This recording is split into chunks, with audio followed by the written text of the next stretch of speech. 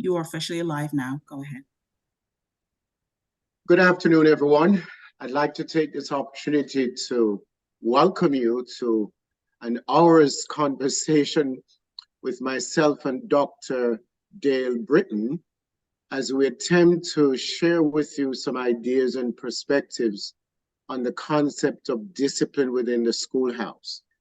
And so I would like to jump right in and let you know that Dale, who is a good friend of mine and a strong colleague as an educator, that he has done many workshops on these topics before, and I've had the pleasure of working with him in recent time on the secondary and primary task force for JD TAN. So we're doing this not on our own behalf, but we're doing this on behalf of JD TAN, where Leo Gillen is the chairperson of that organization.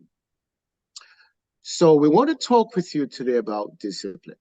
And it has come to everybody's attention that many school systems around the world are experiencing difficulties with students' behavior. And this has mushroomed since the COVID pandemic. It has gotten worse.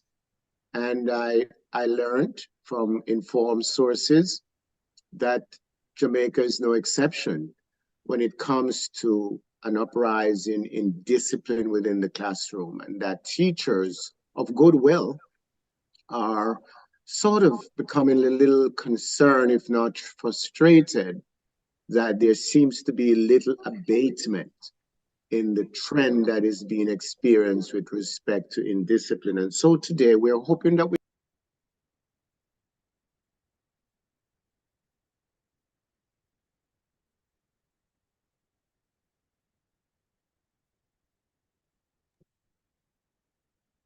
lost your volume. Dr. Collins, you're muted. Unmute yourself. Oh. Yes. We want to share some ideas with you today that perhaps you can use as early as tomorrow morning in your classrooms that will help you to stem the wave of indiscipline that you might be experiencing. Any opening remarks from you, Dale? Yeah, I mean, just to reiterate what you said, that this is a problem that has intensified since the pandemic, and we've seen videos of issues that teachers are having in Jamaica. Some of the teachers have been frustrated and may have reacted inappropriately to the challenge that students has to be stayed with the group as they made their way to the canteen. It wasn't because 10th graders were. Okay, sorry. Yeah, some of the teachers may have reacted inappropriately or unwisely to the challenges that some students have posed to them. We've seen some unfortunate instances, and so we thought, and based on this survey, we sent out a survey this year, and discipline remains a perennial problem. And so we thought it might be good to have this conversation, to have this discussion and dialogue around this problem, because it remains one that we need to address. And several there are ideas that have been put forth, proffered, that can help all of us who are educators and all of us who wish to assist our school system find effective and meaningful ways of addressing discipline issues that students bring to school with them. Thank you, Dale. And so there are many, many ways by which we can look at discipline.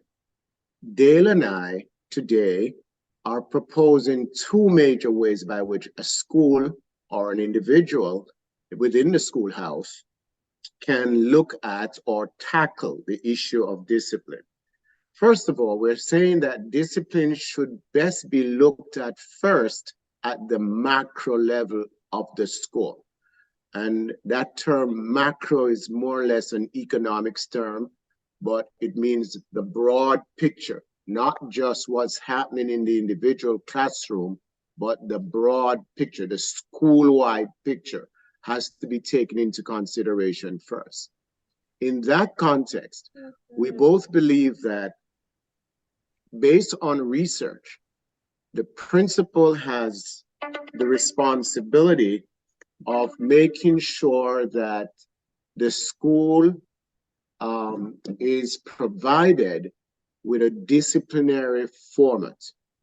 And the principal does so by engaging the staff, all the staff, the vice principals, teachers, guidance counselors, parents, everybody, the entire school community, not just the staff, I misspoke. The entire school community should be engaged in having a conversation around what level of discipline is expected from children within the school. In some societies and in some municipalities, each school has to develop what is called a comprehensive education plan. And in that comprehensive education plan, you're not only talking about budgetary matters and educational goals around students' performance, but you have to outline in that plan what the expectations are for discipline, because without a well-disciplined school, there will not be high academic gains at all, because there's a direct correlation between students' discipline and students' performance. So what we're saying initially is that the principal has the responsibility of engaging the entire school community at the start of the school year, not in the middle of the year when the cow has gone through the gate, but at the start of the school year in a conversation as to what expectations there will be for the ensuing school year around discipline. And this is best codified in writing once the staff and parents and even members of the student council have had an opportunity to meet with the principal and share their ideas as to what norms and procedures around discipline are tolerable for that school. Then those should be codified in a book.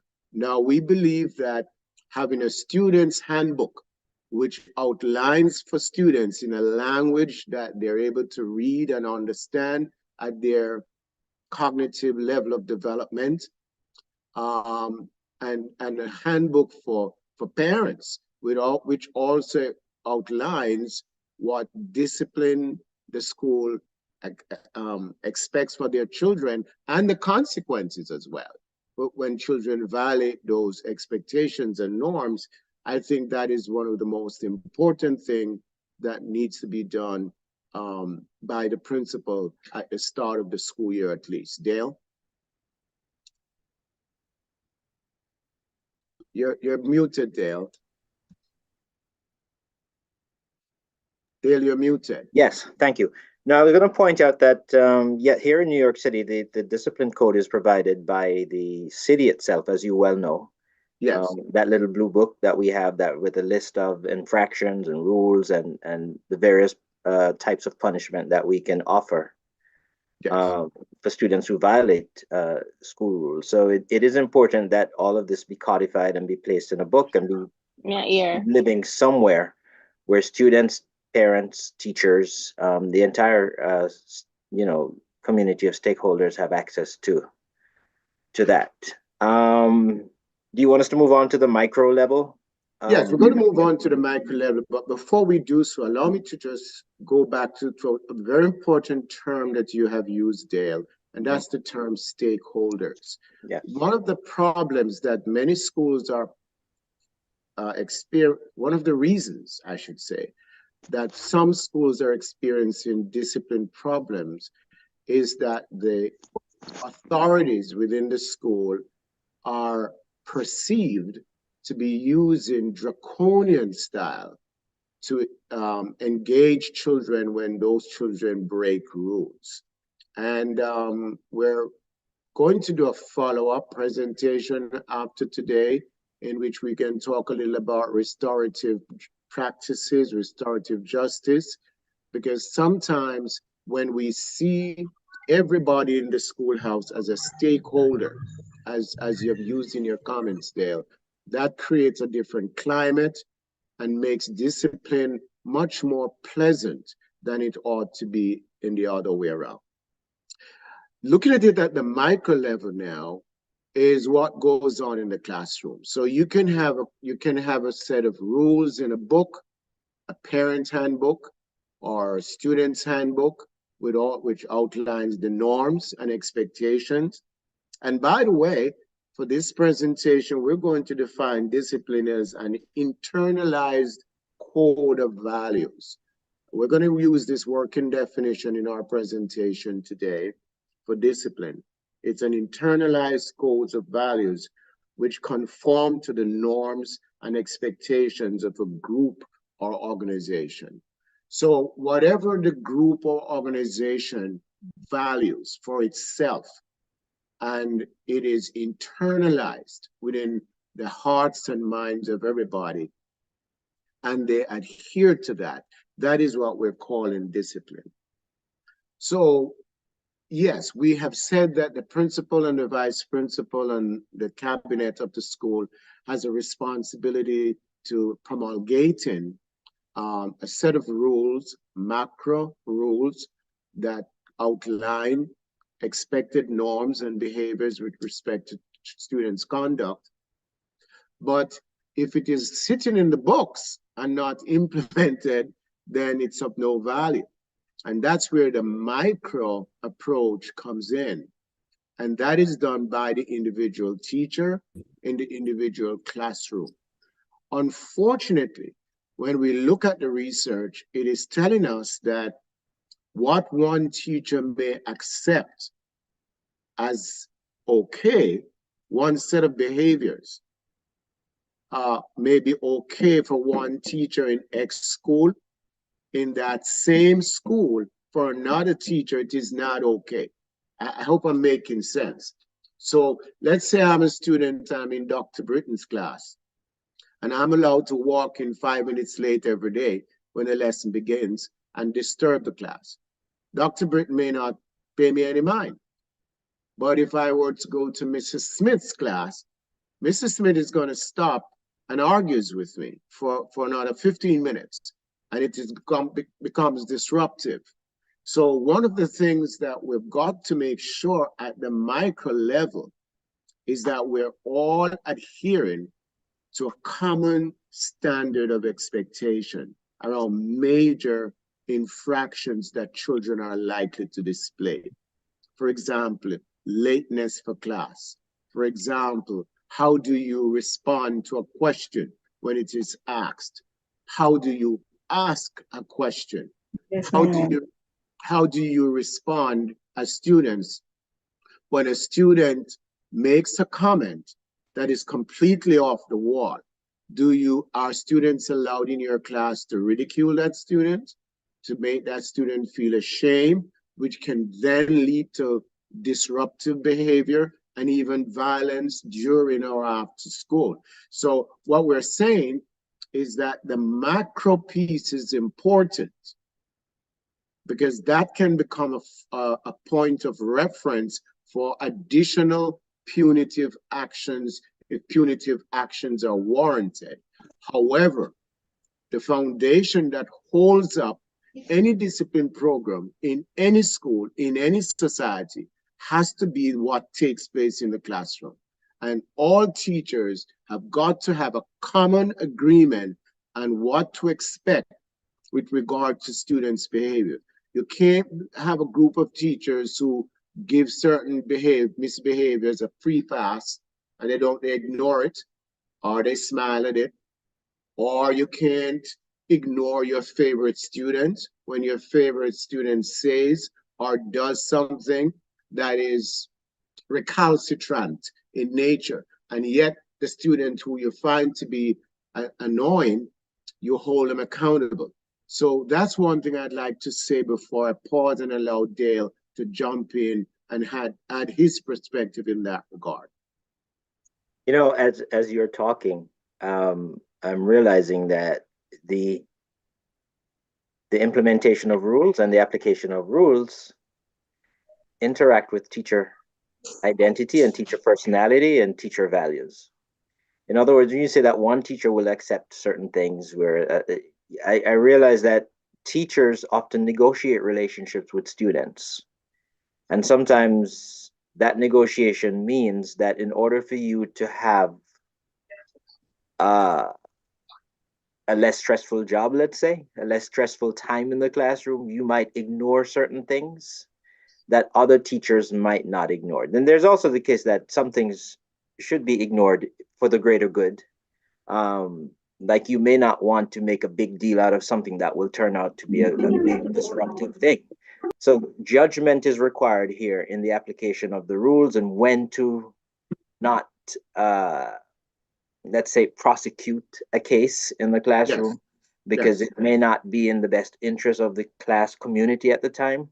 So I mean, as you're talking, I'm realizing that because teachers are different. Teachers come from different places. They come with different values. They come with different identities and ideas about what to do. I mean, there are some big things around which there probably should be no negotiation, right? You know, like if a kid curses out and disrespects a teacher, like everybody, I'm sure, would agree that that's not acceptable and that Yes. there is no leeway for saying, oh, okay, it's okay if you do that, but in this classroom, but it's not acceptable in another classroom. But there are some things around which there may be negotiation with students, with a class that makes the classroom run somewhat more effectively than it would be if you paid attention to those things. So that, I mean, that popped up in my head as you were talking.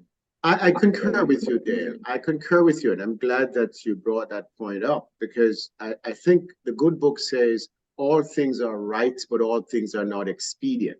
Mhm. And what I infer from that verse in the Bible is that it is right for you to maybe to intervene immediately, but the question that has to be posed prior to your intervention is this the best time to intervene or not? Mhm. And sometimes what many of us as adults do is that we rush to discipline a child for recalcitrant behaviors in order to save our own ego. And we're not thinking about the collateral effect that the immediacy of our response can have on the greater good of the classroom. So thank you for expanding on that point. Well taken. Now, I have some suggestions, which I'm sure you will cooperate with me with, as you've always done, on how to mitigate certain uh, recalcitrant behavior within the classroom by children. And that is to set up a contract, a class contract. In the good old days, we used to call it classroom rules, but the American Guidance Society and this organization that is called cooperative research that is called cooperative discipline, they recommend that we call them class contract. And implicit in that notion is the belief that the teacher at the start of the school year will sit with his and her or her students. The very first lesson, the very first encounter you Mhm. have with your homeroom children or your class children, don't rush to teach the syllabus. Don't rush to teach the first day of school. Maybe the first week of school. You may not have to do much teaching. You may better spend your time laying down certain values within your classroom, creating a community, a sense of community within the classroom, a sense of interdependence, so that children understand, or students at the high school level will understand that, this is my classroom constitutes a network of individuals who are interdependent. And so the misfunction of one person through misbehavior affects the entire community. And I would suggest you come up with about five, not more than Mine. five governing rules, which will help students to remember that certain behaviors are not expected in the classroom at all, and discuss them. Have children have their input. I think just like a family, if a father and his wife were to sit with their children and explain why it is dangerous to be coming home at 1 o'clock in the morning when they have school the next day, and having the children get an input, then I think the children will be more likely to value that than to be walking around with the belief that they have this eternal curfew and they can't understand why. So my suggestion, which is based on the research that I'm familiar with, is that the teacher should sit down and develop a set of norms and expectations, which we call contract, with the students at the start of the school year, contract around how you come to school, how much late grace period you're given after the bell, the period bell has rung. How do you, what format your homework is to be submitted in? The culture of schools are so different, so I can't give you a set of empirical examples. I can just give you broad examples, but consider the culture of your school, consider the culture of your classroom, consider the culture of your grade, and develop a set of norms and expectations with consequences. Now, that's the important thing. If we just develop the rules and we don't tell children in advance what the consequences are for violating those rules, then we would have lost the game. What are your thoughts there?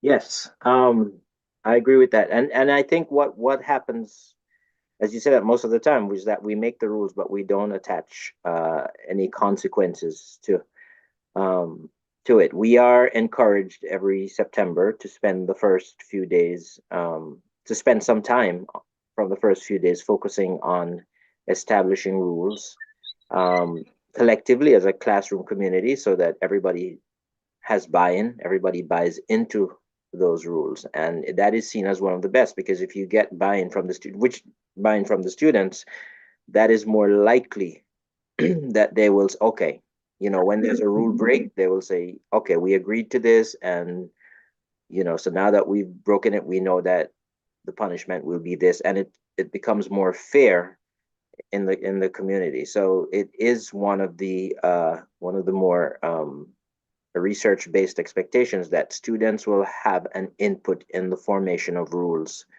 during the first few days of the school year. Back to you, sir. Very good. So we hope that point is taken. And so we're saying that at the micro level, there's lots of work to be done by the individual homeroom teacher and by the individual classroom teacher.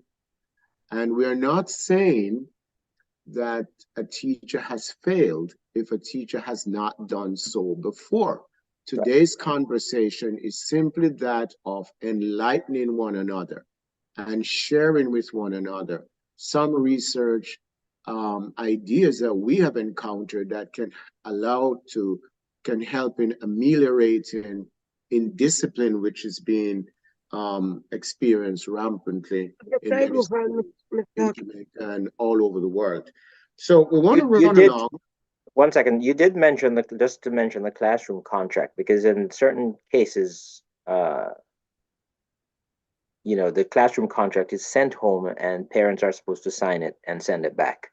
I don't know if we had made that point, but I don't know if that's the done thing in Jamaica in any school, but here I know it happens that sometimes the contract goes home and parents know about it, parents read it, parents sign it, parents send it back.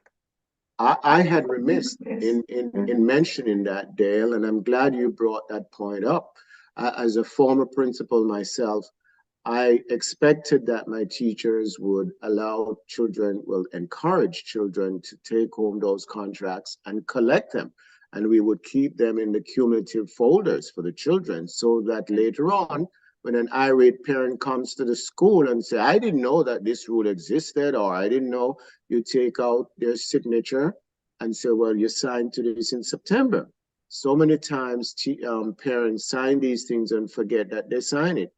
But we have had cases where we were relieved of further verbal attacks by parents by saying, this is your signature, sir or ma'am. You did sign that your child would not behave this way in school, that your child will not be wearing a do-rag in the classroom because the school does not tolerate boys or girls wearing headgear unless it is for religious purposes. And those religious purposes have to be proven. You can't get up one day and say, I'm now a Muslim, so I'm going to dress like one. You have to be able to prove authentically that you have that religious claim. That's just an example. Thank you for bringing that up, Dave. So time is running along. So let us shift and look at some of the types of misbehaviors that are common among our students. And we will continue to share this interchange as we've been doing. Now, the American Guidance Society is one of the established authorities on school discipline. And some years ago, let me be the first to say that this research is old. And as I have been trained, so has Dale and many of you out there in the audience, not to use research that is more than 3 years old. I know of 10. We learned that in our doctoral programs. However, experience has taught me that sometimes the old stuff is still good. It depends on how you use it and apply it, right? So the American Guidance Society, this research is more than 10 years old, has identified 4 reasons for which students misbehave. 4 reasons. Here they are. The first one is attention seeking. Little did I know prior to my familiarizing myself with this research that students misbehave just to get attention, especially girls. However, nowadays, there's a growing trend of boys who misbehave as well to get attention. And I won't get into the reason today because I don't want to be controversial. However, attention seeking is one of the more popular reasons for which students misbehave. And attention seeking is not only being done by poor children, but you'll be surprised, children from upper class, upper middle class, lower class. It transcends class, it transcends beauty, it transcends everything that is physical and measurable. Attention seeking. Why do children seek attention? Many reasons. Maybe they feel neglected by their parents at home. Maybe another brother at home or another sister at home is getting a lot of praise from their parents and they're working hard and they're behaving themselves and they're not getting any praise from their parents. So when they come to school, they test the teachers to see whether their teachers would give them the attention that they're lacking elsewhere in their lives. Any comment on that, Dale? Yes. I mean, I had actually thought that boys were more attention seeking in class, but I don't know. I haven't seen the research. You have, but it's been my understanding that boys tend to be more disruptive, especially because there is some theory or research suggesting that schools are constructed in ways that serve the interest of girls more than boys, and therefore schools are not sites created to cater to boy identity. So I don't know. I don't know if you have a point. That. You have a point there. I don't know if you've heard that one. And so boys tend to be more disruptive. One of the theory goes because schools are not designed to serve them, and I don't know. It's a question. It's a discussion point. Yes, there is actually research, more current research, which speaks to what you're saying, that schools are biased towards girls and biased against boys. It Right. also goes on to talk about the way that teachers pose questions to students in a co-ed situation. Some research have found that girls tend to get more questions thrown at them than boys, and boys tend to get the low cognitive questions Mm. from teachers. But we could maybe have another conversation on another Yeah. Sunday afternoon on that. But I think you're not wrong when you say that you thought boys sought more attention than girls. There is another category of misbehavior where boys dominate. This Hmm. is what this research said. So just to wrap this up in the interest of time, Yeah. attention seeking is one of those benign misbehavior. They're not meant to insult anyone. They're not meant to hurt anyone. They just make you feel inconvenience, or your space is invaded. For example, there may be a girl who is always arriving for class late, or always wanting to wear her uniform shorter than everybody else's, or always breaking something in the classroom, always dropping something in the middle of the lesson. So it's not an up in your face kind of behavior, but it's a benign kind of action which irritates you, gets under your skin. And it is believed by this group of researchers that girls tend to be much more, have a greater proclivity to behave in that way than boys. Okay. Now, the next type of misbehavior is power. And this is where your theory runs through, Dwayne, because apart from attention seeking, which is the most popular means of misbehavior in any school at any level at all, the next in range of degrees of frequency is power. I'm going to demonstrate to my teacher that I'm bad, that she can't do me anything, that if she messes with me, I can get her shot. I can slap her, I can slash her tires. I can do something terrible to my teacher for her to be afraid of me. Okay? I can have my friends beat her up. I can tell the gangsters that I know to meet her at the corner. That is power. So that's one kind of power, the kind of power which unleashes threat to the teachers or threat to the classmates of that fellow student. Am I making sense? Now, there is another kind of power that is unleashed by some students in the classroom, and that is the power which says, oh, my father is a judge. My father is the inspector of police. He can get you fired. Or my uncle is the chairman of the school board. He can get the principal fired. He can get this one fired. He may not have that power. He may not have that power or that right, but the child wants you to believe that he has some power. So he demonstrates it that way. I was often threatened that way, both as a teacher, as an assistant, as a vice principal, and as a principal. That they're gonna get me fired because they didn't like some of my stands. And I said, go ahead, make my day. I'm waiting for you. Okay.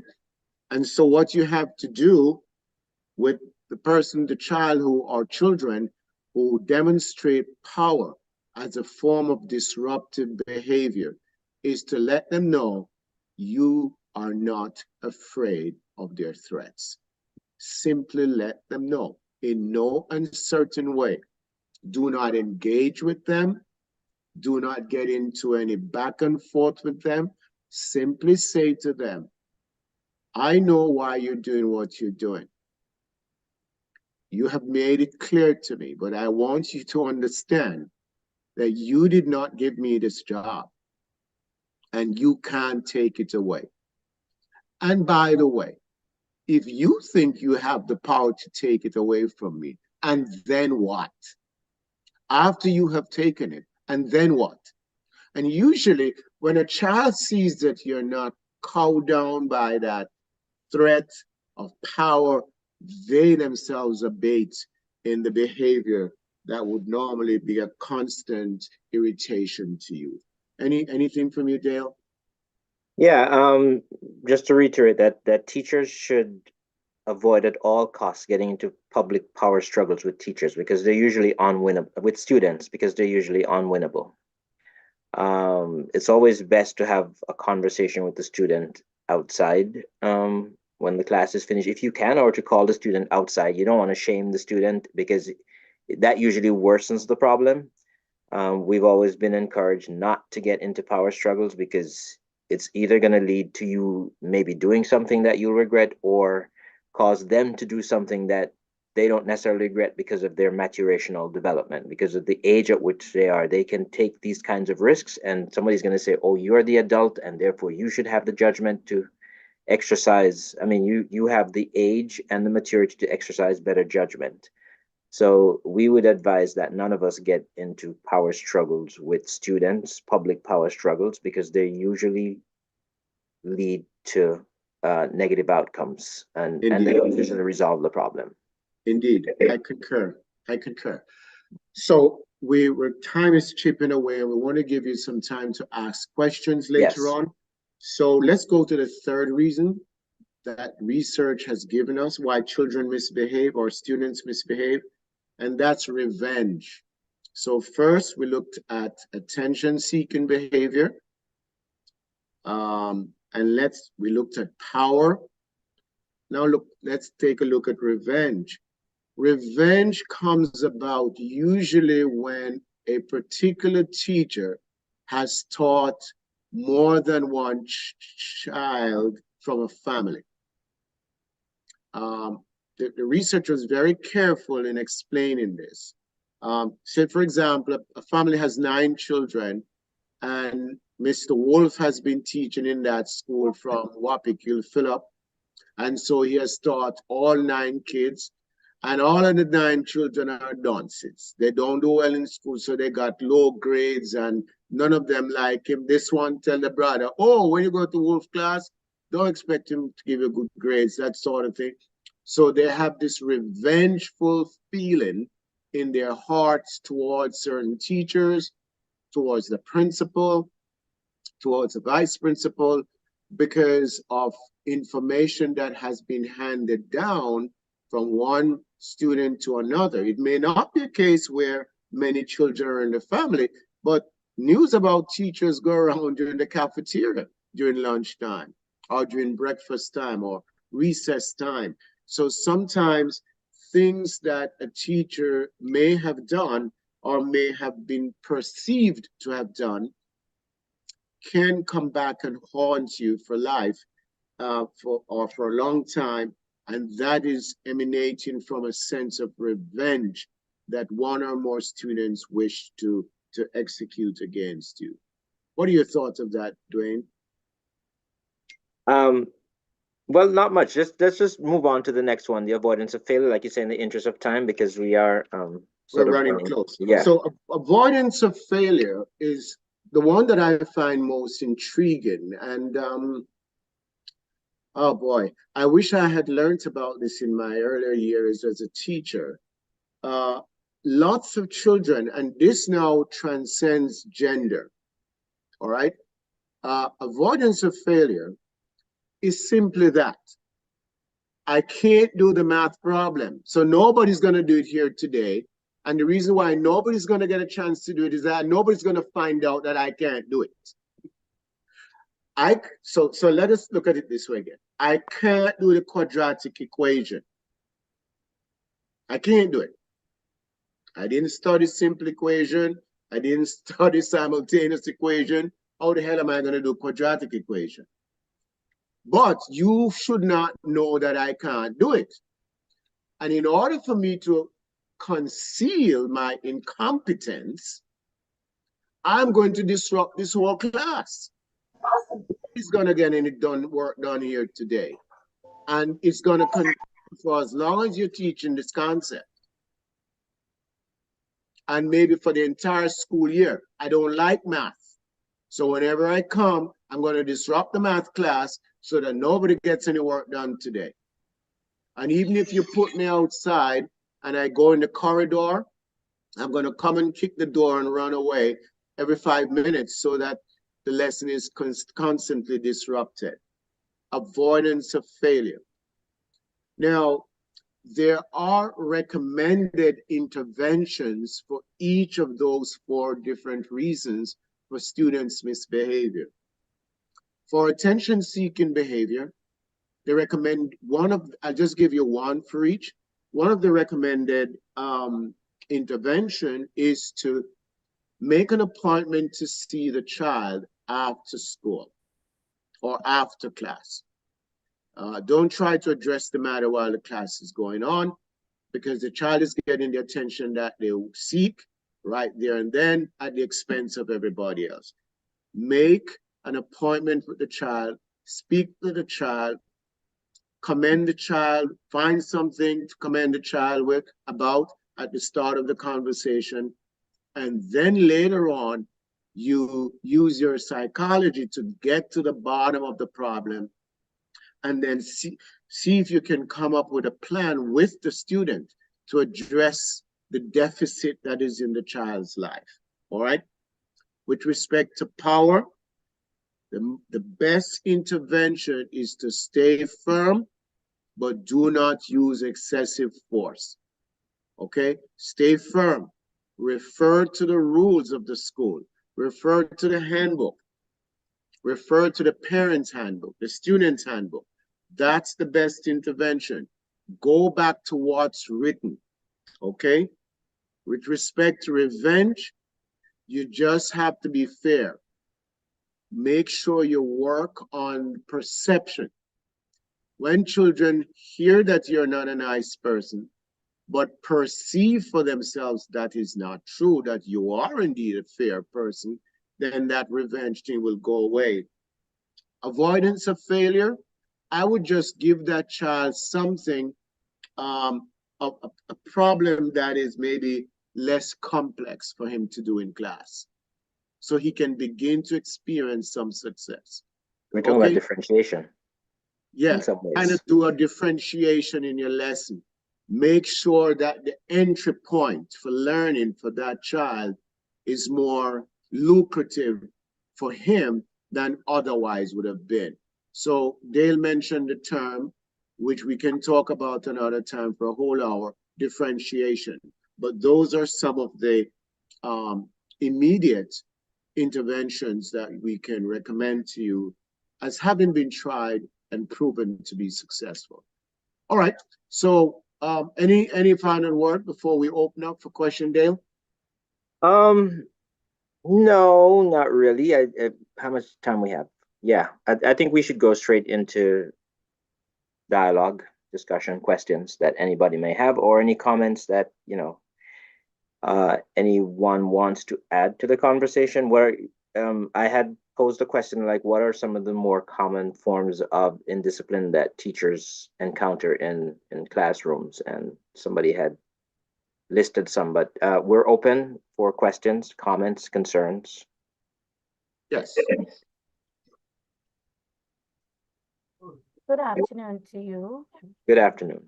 Hello. Hi, Miss Winsome Lawson here from the Russell Primary School. Nice to be back. Mm-hmm. Yes, I was listening, and some of the common things that I believe that most of us as teachers face, I hear Sir talks about it, is the fact for students wanting attention, because based on the fact that the child may not have enough attention at home, and then the child comes to school and may perceive that mislike to pay more attention to that child, a particular child in class, then the child begins to be disruptive. Mm-hmm. Because that is how the child feels. So, as educators, we want to kind of know your students. That is very important. I heard the discussion before that before you start teaching, get to know your students, because then if you know your students and you know that, okay, based on the interaction that you're having, you will see little behaviors coming out. So you'll understand that John like when you call on him a little more than usual. And then there's those students who can't even read, who may not understand what you're saying, but they feel a bit out of it to say, Miss, I don't understand. So they tend to give trouble when somebody else is answering. So as we know our students, we as educators have to kind of, move away from showing this overwhelming affection to students. 'Cause it is kind of, when I don't know for anybody else, it is kind of, what's the word I'm looking for? It will happen. Because then a child, you will be talking and the child is always, yes, miss, giving the right answer. So you're tempted to call on that child. I don't know if anybody else have that problem, but yes, you have to come to consciousness to say, all right, let somebody else try, even though you know the child don't know it, but ask in a way that say, what you think? Not putting the child on the spot, but to actually use strategies. So allow the child ask the question, say, what do you think? And let the child talk. You And to understand? feel a sense of success too. Right. Yeah. That's my take. I Nice. think that's a very good point, and I thank you so very much for sharing and being so candid. Very good idea. Anyone else? Hi, I am Ethan McNamee. Yes, Mr. McNamee. Good evening. Yes, Yes. sir. I remember you, the man from Yes. Manchester. Is he? Yes. Yeah. The Yes, poet, poet par excellence. Huh? Yes. Oh, thank you. All right. So I am thinking though that not all of the disruptors or the attention seeking is negative in the classroom. Some of the attention seeking can turn out to be positive. Positive in the sense that we do have exceptional children among us. Either they are above the norm, beneath the norm, or outside of the norm. And so those children tend to disrupt the narrative. And we go into adulthood and we do the same thing too. Because when something is not appealing to us, we disrupt the narrative. And so that gives the creative teacher the opportunity to go into their thinking box and to say, I might have been doing this way, and 80% of the class appreciates it this way, but what about the 20% that is thinking differently?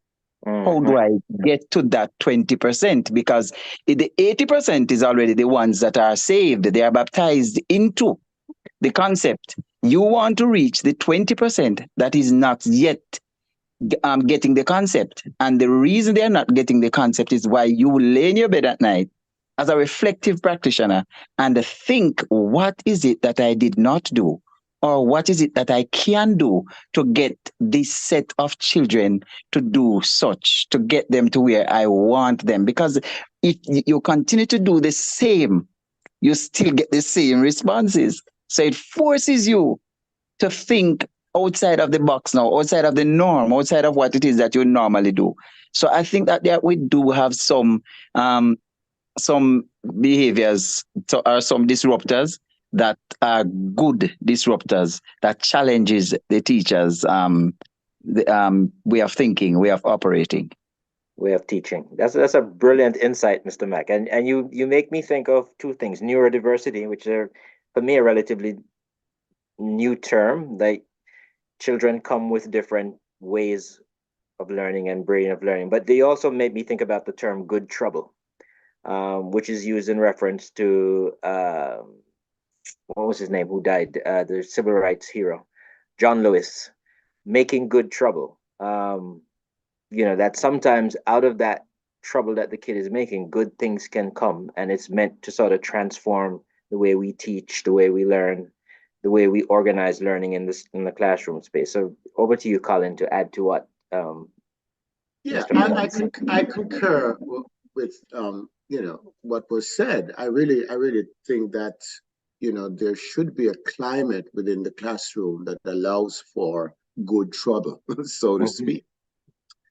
My thoughts, along with what has been expressed already, is that when a certain type of behavior creates a disequilibrium within the social ecosystem of the classroom, then it's more problematic than when a certain type of behavior promotes critical or divergent thinking.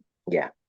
You know, I think what the foregoing speaker alluded to, what I infer from what he's saying, which I completely embrace, is that attention-seeking behavior, if it is designed to promote divergent thinking, critical thinking, creative thinking, creative outlet, by all means, it's good.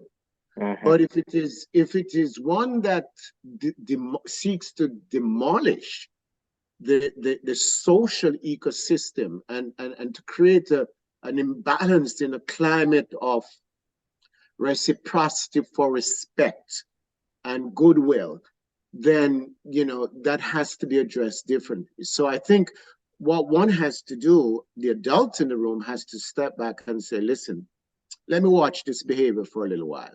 Let me not intervene right away. Let me watch and see what patterns I can detect.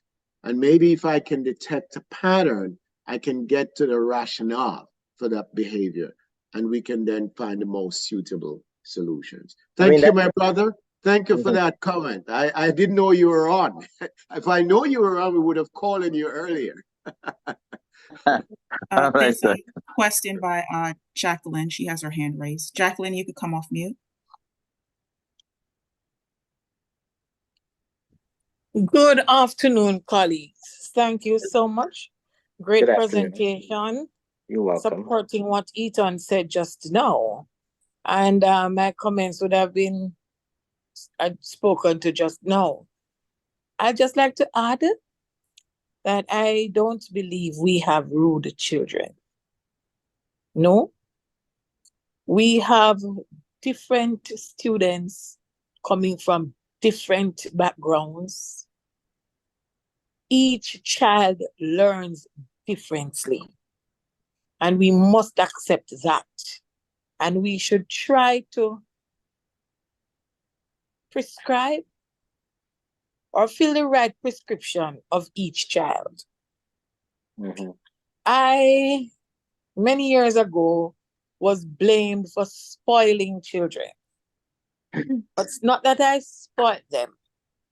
It was that I took the time out to know who the child was and to understand the child and to work with the child at that child's level of development.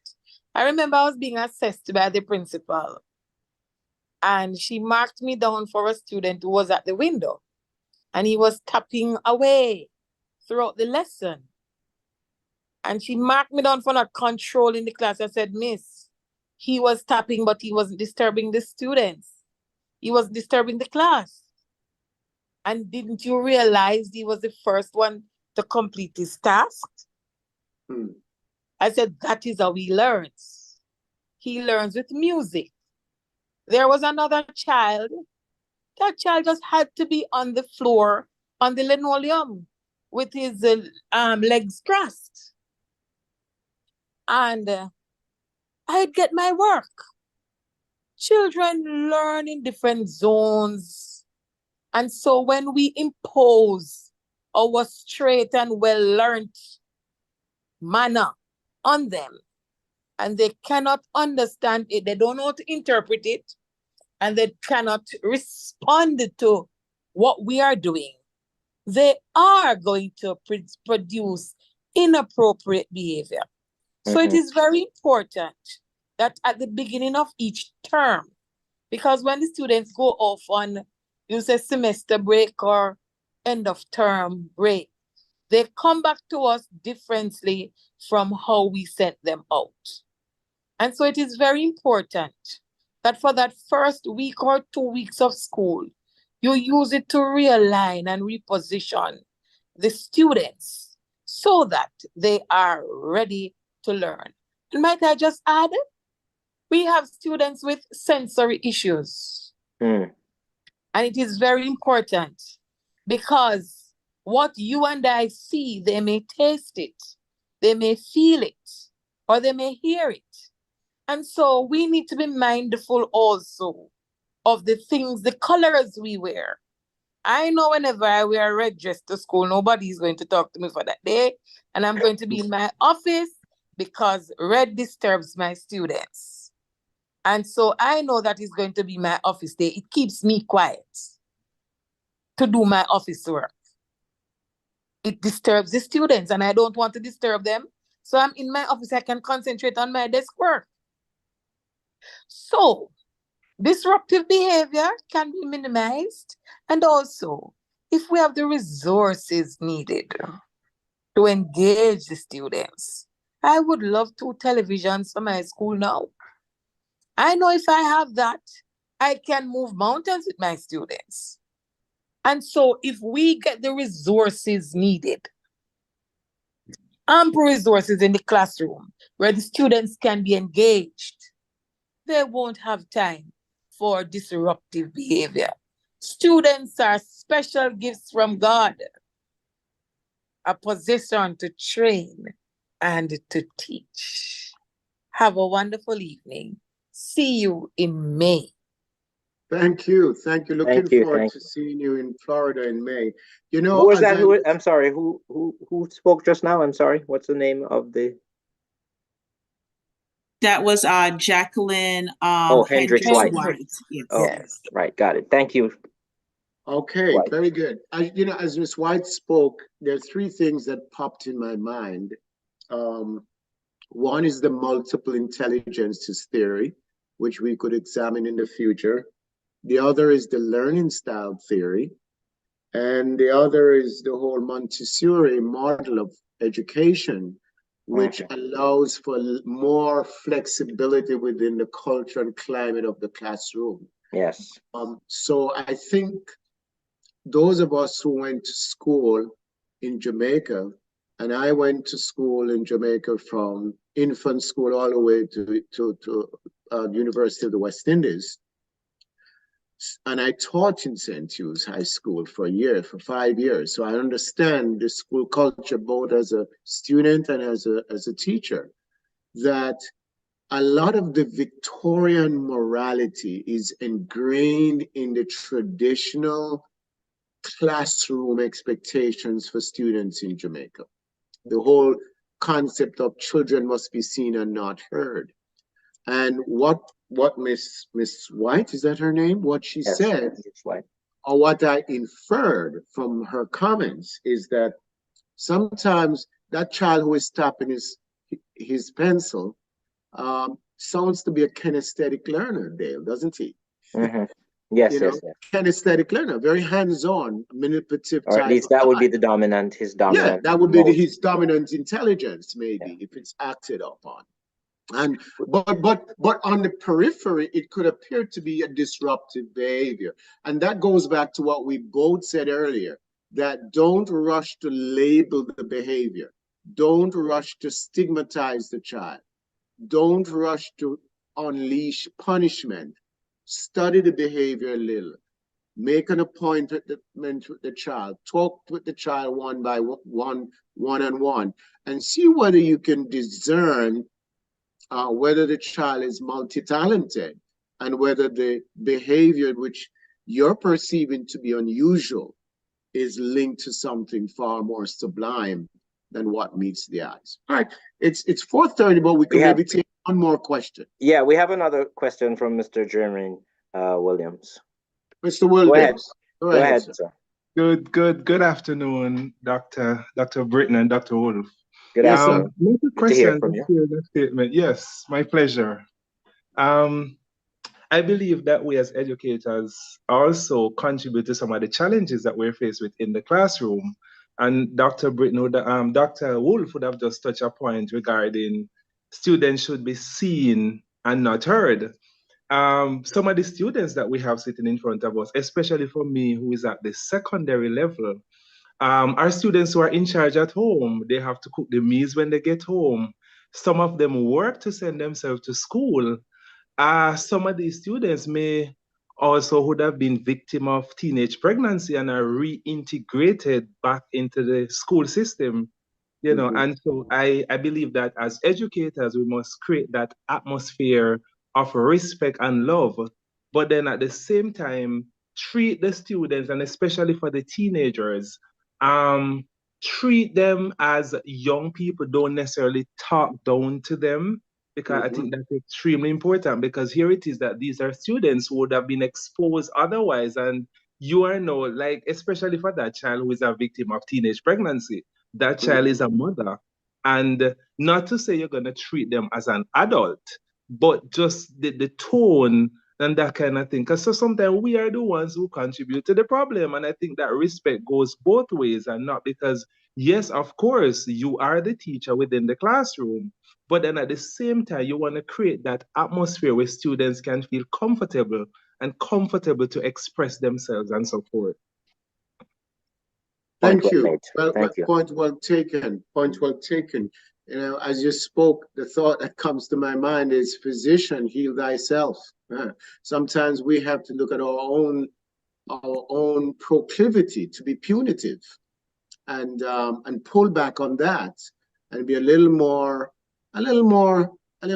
tender, a little more loving, a little more caring, because many of our children are facing a multitude of stress, a multitude of duress, and just getting to school is a big deal for them. So sometimes a soft answer turneth away wrath. There's another hand that is up.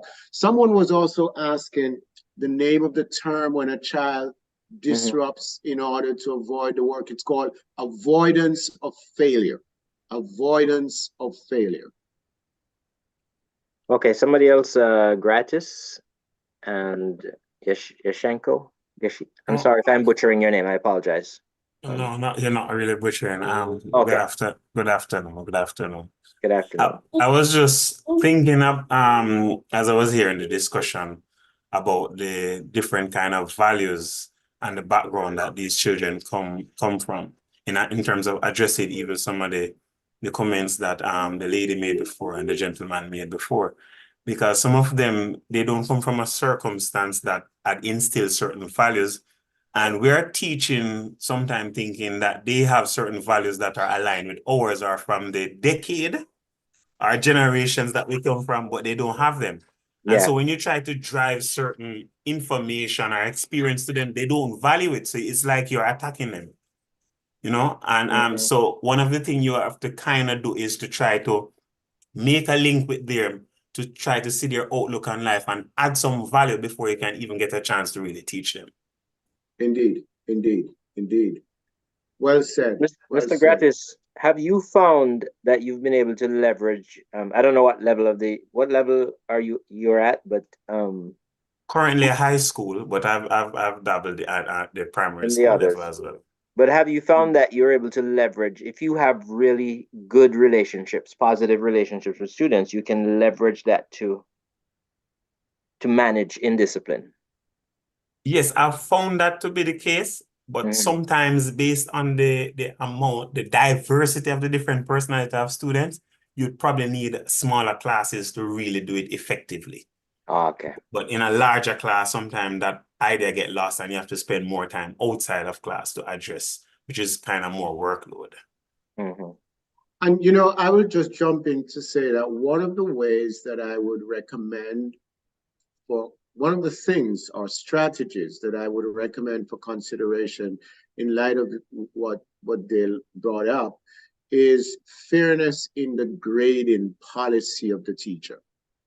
If children perceive that the teacher is fair in the way that he or she grades their work, it breaks down a lot of the resistance that you would normally experience from them. All right. And that's part of the responsibility of the principal as well, to meet with his or her staff and develop a unified, uniform rather, grading policy that can, the immediate effect on discipline is not obvious. It's not immediately obvious, but there's a deep correlation there, because children will then say, You know what? If I work hard and if I cut out the nonsense and work hard and focus on my work, I'm going to get a fair grade. And that in itself will help to create a very positive classroom climate. We have one more hand up, and then we can maybe close afterwards. Who is that? RG? Who's that, RG? Unmute, RG. Go right ahead. Yes, Go ahead, good colleague. evening. Mhm. Good evening, everyone. I'm Good Ruth evening.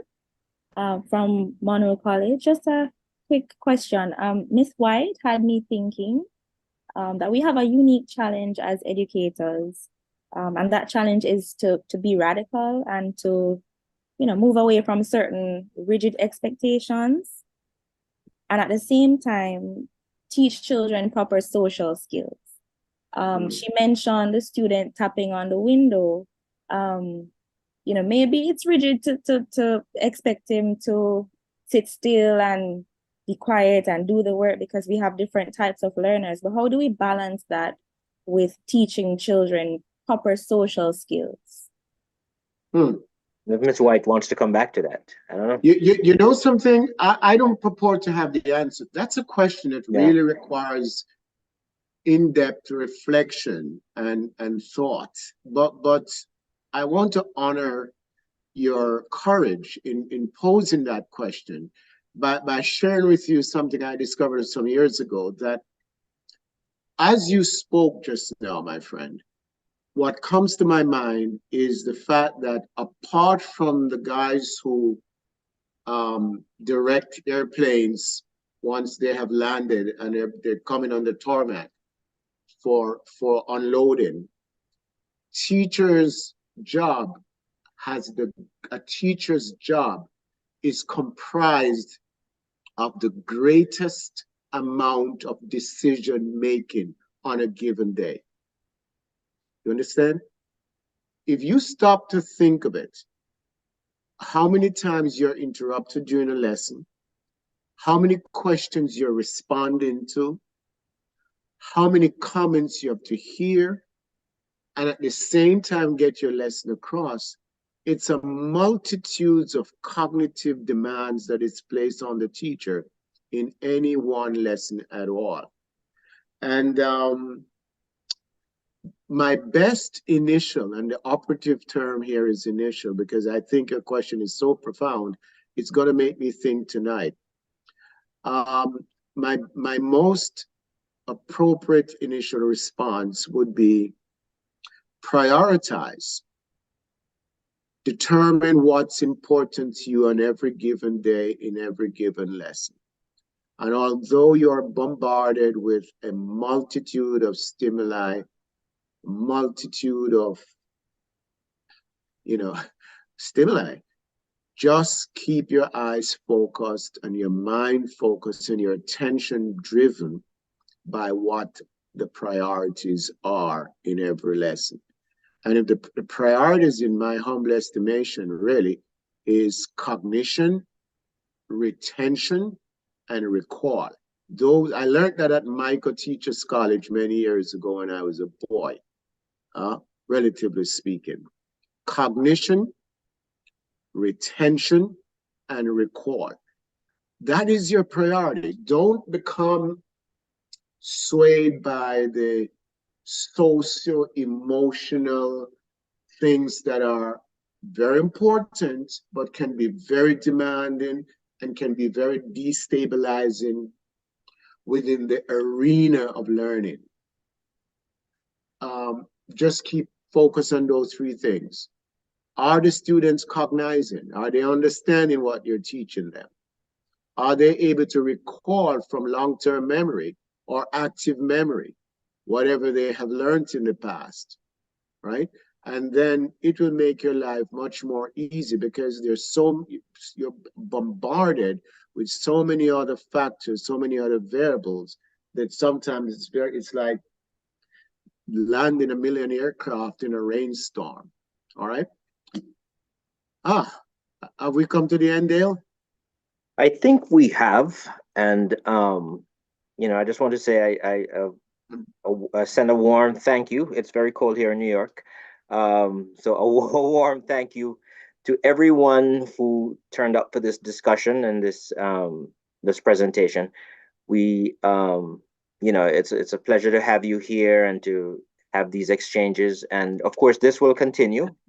There are no permanent solutions, but we always try to find ways of ameliorating, mitigating the issue that we have. I hope that the Ministry of Education and the JT are doing some professional development around this topic, because Lord knows we need it. Everyone needs it, and many countries are facing some of the same issues. How do you manage indiscipline in ways that can promote effective teaching and learning in our schools? Over to you, Mr. Chairman. Well, Dale said it's cold at his home in New York. It's 28 degrees at my home here in New Jersey. That's cold too, sir. So I'm colder than he is. That's why I'm wearing a thick jacket indoors. But I wish the warmth. I wish I had the warmth of Jamaica hugging me tonight, but I can only dream of it. Thank you so very much for coming out. And I just want to say two things. One is that I have been visiting Jamaica recently. I had the opportunity of visiting a school up in Aracabessa where there's a fine principal whose name is Mrs. Lothian. And she's running a fantastic school up there. And there are other principals that I've met, Principal McNabb and others that I've met last summer. So please understand that youth principals and teachers, you're doing a wonderful job in Jamaica. And we are very smart as well. And I'm not patronizing you. We didn't come to lecture you today. If you notice, we dubbed this a conversation because we also learned from you today. And resource challenged, challenged environments. Indeed, indeed. Next month, on the fourth Sunday afternoon of next month, we're going to be hosting another conversation around special education on this same channel. We're going to be having a young lady who is a good friend of mine and an educator as well. She's going to be the presenter. And Dale and I will be on, but we will be, we won't be the primary presenters as such. We will chip in here and there. I ask you to join us again because we're going to be talking about special education challenges. We asked, what are some of the topics that you will find interesting for us to share on? And special education was one of them. So please join us. I think the last Sunday will be the 24th or something. Let me double check for February. No, the 25th, I think. That's the last Sunday in February at 4:30. We invite you to come back for another conversation in the series. And we want to make these a monthly series. And by the way, we have good news for you. One of these series, we would like to have a few of our teachers from Jamaica present. And we just sit in the audience and learn from you as well. So if you're interested in making a presentation on a topic that you would like to share with your colleagues, because we do have people from the United States that are tuned in as well that can learn from you, just drop me a line or Dale, and you can get us through JD10. On behalf of Dale, Dr. Dale Britton, my name is Colin Wolf, and on behalf of Leo Gillen from JD10, we would like to thank you for tuning in, and we hope you will enjoy the week at school this week.